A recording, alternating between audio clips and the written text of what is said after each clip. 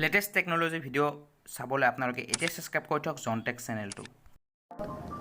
12 তাৰিখে এটা নিযুক্তি হ'ব 30,000ৰ ফলাফল বাবে আমি অপেক্ষা কৰিম আৰু এই অপেক্ষা কৰি থাকোতে আৰু 10,000ৰ এডভাৰটাইজ ওলাব এই পৰিকল্পনাটো আজি কেবিনেটত আলোচনা কৰা হয় যাতে আমি 1 লাখ নিযুক্তিৰ দিশত আগুৱাব পাৰোঁ 30,000 আমি দি উঠিলো 12,000 আমি দিম অৰ্থাৎ 42,000 আৰু 30,000ৰ লিখিত পৰীক্ষা হৈ গ'ল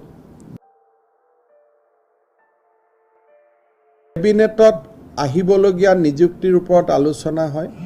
22 ছেপ্টেম্বৰত আমি প্ৰায় 12,000তকৈ অধিক নিবনুৱা যুৱক যুৱতীক নিযুক্তি দিম আজি মই বিটিআৰত দতমাত যাওঁতে ডেকা ল'ৰাসকলে মোক সুধিছে যে কামাণ্ডো বেটেলিয়নৰ ৰিজাল্ট কেতিয়া দিব সো 15-16 তাৰিখৰ পৰা ৰিজাল্টবিলাক দিয়া আৰম্ভ হ'ব আৰু 22 তাৰিখে আমি আৰু 12,000 অলপ বাঢ়িব 12,000 নতুন যুৱক যুৱতীক আমি নিযুক্তি দিম আৰু এইবিলাক 100% গভৰ্ণমেণ্ট জব 30,000 আমি দি উঠিলো 12,000 আমি দিম অৰ্থাৎ 42,000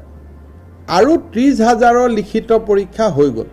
যেটো পৰীক্ষা চলি আছে তাৰ ৰিজাল্টটো দিব গতিকে 1 লাখ নিযুক্তিৰ দ্ৰুত গতিত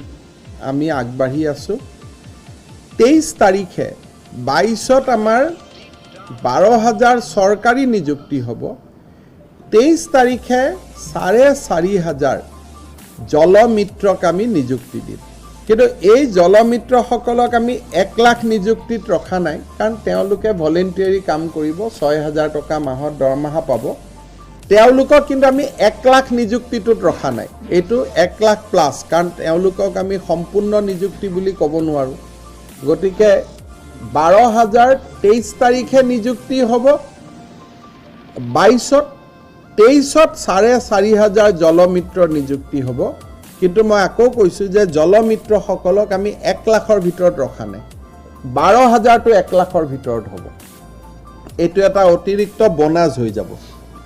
আৰু এই বিষয়ে আজি আমাৰ কেবিনেটত আলোচনা হয় আৰু